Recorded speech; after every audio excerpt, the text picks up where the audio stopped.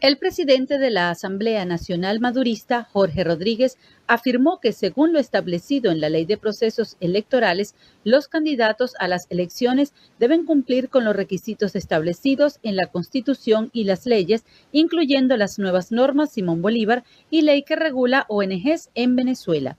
Que son la Ley de Partidos Políticos, la Ley de la Contraloría General de la República, el Código Orgánico Procesal Penal, la propia Ley de Procesos Electorales y ahora también la Ley Orgánica Libertador Simón Bolívar para la protección de Venezuela contra el bloqueo, la nueva ley también que hemos sancionado en la Asamblea Nacional para poder legislar y para poder normar el funcionamiento de las llamadas ONG en Venezuela. Rodríguez no descartó que este año realicen reformas a leyes electorales, a excepción de la LOPRE. Es probable, a pesar de que haya todo un conglomerado de normas para regir las elecciones de este año 2025, es probable que podamos hacer algunas propuestas al Poder Electoral y el Poder Electoral, junto con nosotros, trabajar para que luego llevemos a la plenaria de la Asamblea Nacional algunas reformas de algunas leyes. Es probable, porque todavía estamos en esa discusión. El Consejo Nacional Electoral se declaró en sesión permanente para evaluar las propuestas del cronograma para el año 2025, luego de una reunión con la Comisión Especial para la Revisión de las Normas y Leyes de los Procesos Electorales y Directivos de la Asamblea Nacional, controlada por Maduro.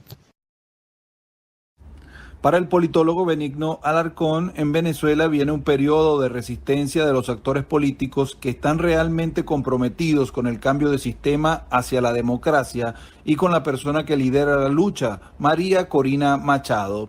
Aseguró que los venezolanos no van a pasar la página del 28 de julio y no saldrán a votar si no se resuelve ese capítulo.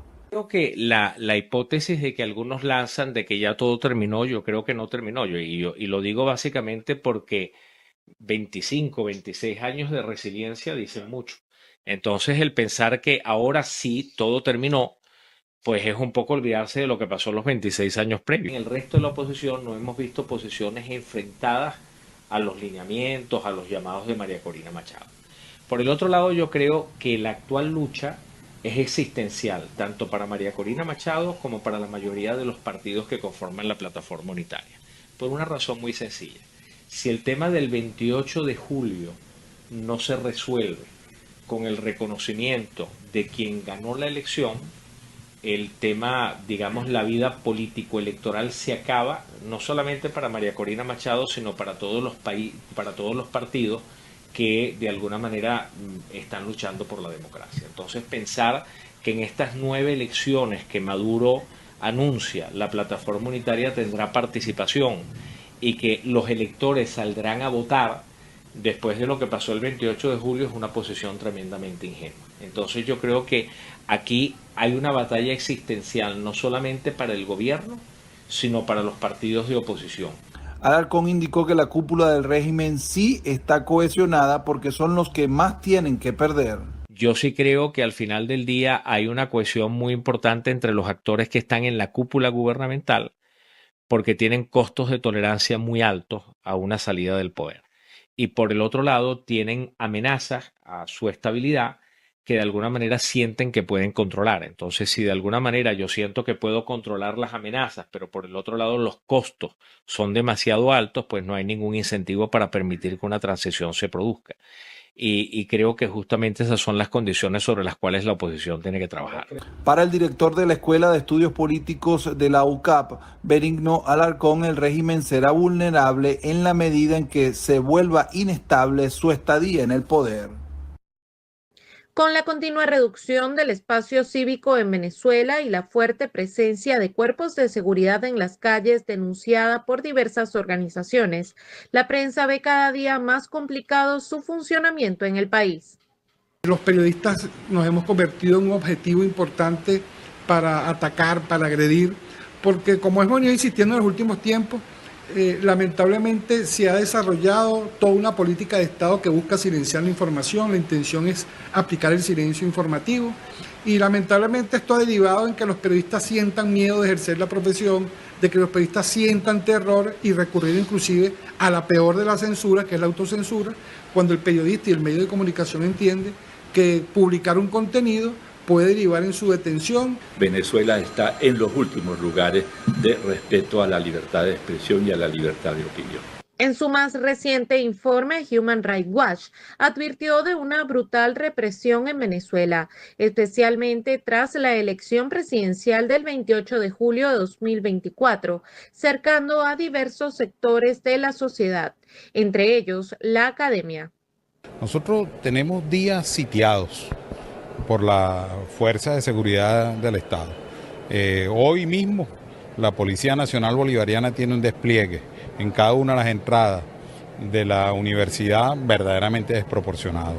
Rondan más de 200 efectivos en moto, con equipos antimotines. Eso contraviene la posibilidad del ejercicio libre de la acción académica y por supuesto también colocan un estado de zozobra a nuestros profesores, a nuestros estudiantes y a todos los que hacen vida en la universidad, incluso a las personas que van a la universidad a atenderse en el hospital clínico.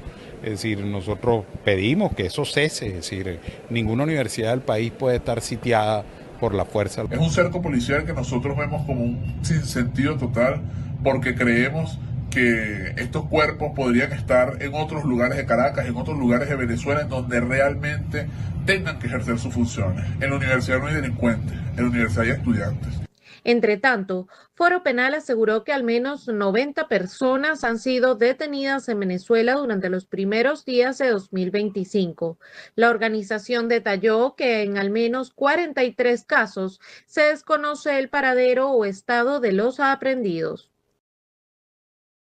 Estudiantes del Decanato de Ciencias Económicas y Empresariales de la Universidad Centro Occidental Lisandro Alvarado en el estado Lara elevaron plegarias por la excarcelación de su compañero Carlos Aponte Yepes, detenido arbitrariamente el pasado 9 de enero por el presunto delito de terrorismo.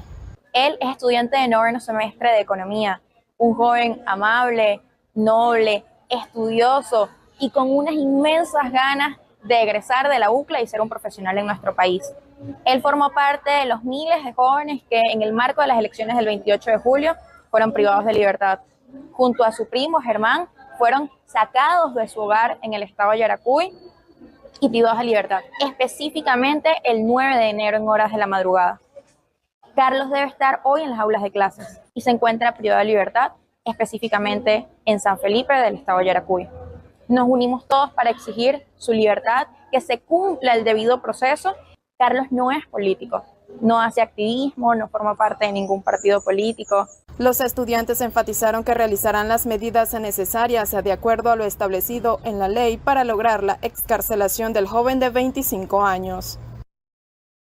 Cancilleres latinoamericanos sostuvieron un encuentro en México para coordinar posición de la región frente a las políticas migratorias del gobierno estadounidense del electo Donald Trump. En la reunión sobre movilidad humana en la ruta norte del continente participó Iván Gil, canciller de Nicolás Maduro, quien aseguró que pese a las medidas coercitivas unilaterales, la economía venezolana sigue creciendo y llamó a los venezolanos en el exterior a regresar al país. Por su parte, el canciller mexicano Juan Ramón de la Fuente aseguró que los migrantes no están solos al subrayar los esfuerzos para darles apoyo. Entre tanto, el canciller de Colombia, Luis Gilberto Murillo, abogó por el diálogo con Estados Unidos. El diálogo con los Estados Unidos va a ser un diálogo central debido a que, debemos decirlo aquí de manera muy directa, tenemos visiones totalmente contrarias en el sentido de garantizar la dignidad de las personas y nos llegan a ruidos que nos generan preocupación. De allí que el diálogo en una agenda común de América Latina y el Caribe con los Estados Unidos y con Canadá va a ser central para que realmente garanticemos que los principios de la migración humana y solidaria se mantienen. Personas, independientemente de su origen nacional, cuentan con las condiciones de protección de sus derechos humanos y su dignidad. En la reunión también participaron los cancilleres de Honduras, Cuba, Guatemala y Haití. Centroamérica afronta la llegada de un nuevo gobierno de Donald Trump en Estados Unidos, que amenaza con deportaciones masivas contra 11 millones de migrantes indocumentados. Un plan que Tom Homan, designado por el nuevo presidente para esa tarea, pondría en marcha desde el mismo día 1 de la nueva administración, lo que golpearía fuertemente al triángulo norte centroamericano, que depende de gran forma de las remesas que llegan desde Norteamérica.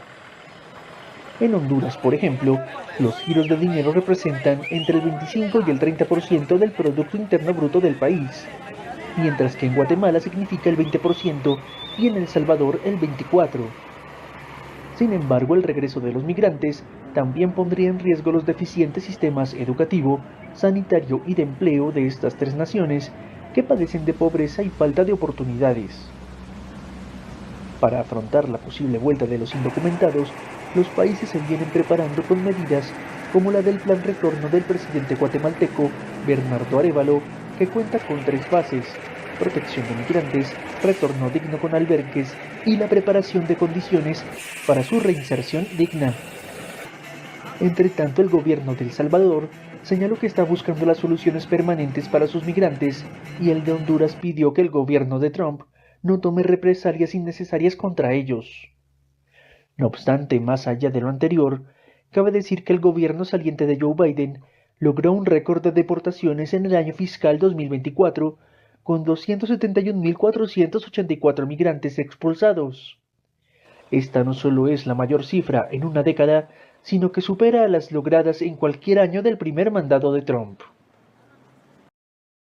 El presidente electo de Estados Unidos, Donald Trump, anunció que su discurso inaugural y las ceremonias relacionadas con su toma de posesión, programadas para el lunes 20 de enero, se realizarán en la rotonda del Capitolio debido a la histórica ola de frío que afecta a Washington, D.C. En un mensaje publicado en la red Truth Social, Trump explicó que esta decisión busca proteger tanto a los asistentes como al personal de seguridad de las severas condiciones climáticas. El cambio de planes implica que el discurso inaugural, junto con oraciones y otras intervenciones, se llevará a cabo en un espacio cerrado, similar a lo hecho por Ronald Reagan en 1985, bajo circunstancias parecidas. Trump invitó a quienes planean asistir a mantenerse abrigados y aseguró que la ceremonia será una experiencia muy hermosa para todos y especialmente para la gran audiencia televisiva. La Corte Suprema de Estados Unidos rechazó una apelación de la popular red social TikTok que alegaba que la prohibición violaba la primera enmienda del país. De esta forma, el polémico cierre de la aplicación entraría en vigor este próximo domingo. El tribunal señaló que el Congreso estaba centrado en las preocupaciones en materia de seguridad nacional y que eso fue un factor decisivo en su evaluación del caso. El tribunal puntualmente escribió que el Congreso ha determinado que la desinversión es necesaria ante sus bien fundamentadas preocupaciones de seguridad nacional con respecto a las prácticas de recopilación de datos de TikTok y su relación con un adversario extranjero. Sin embargo, el presidente electo Donald Trump, al ser consultado por la cadena de noticias CNN, luego que se conociera la decisión del tribunal, cuando se le preguntó si tomaría medidas para intentar revertir la prohibición pendiente, señaló que él sería quien tome la decisión. Agregó que el Congreso le dio ese poder y que él tomará la decisión, esto sin explicar cómo lo haría.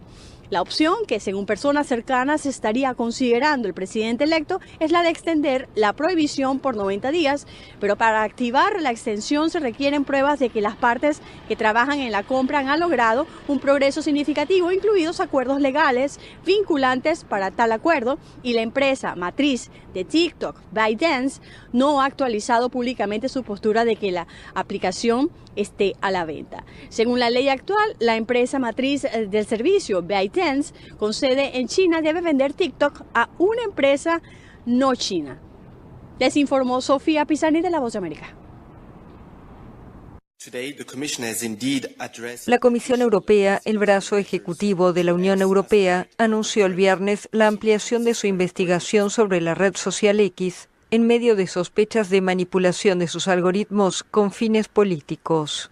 La investigación comenzó en diciembre de 2023, centrada en los mecanismos internos de la plataforma propiedad de Elon Musk para evitar la divulgación de desinformación o contenidos ilegales. La comisión pidió a X que aporte documentos internos sobre el diseño y el funcionamiento de los algoritmos de recomendación de contenidos, los detalles sobre la moderación y la popularización de algunas cuentas. En un comunicado, la comisión indicó que estas medidas permitirán a sus servicios tener en cuenta todos los hechos relevantes en la compleja evaluación de los riesgos sistémicos en el marco de la Ley de Servicios Digitales. Elon Musk considera esa ley como una herramienta de la Unión Europea para controlar contenidos.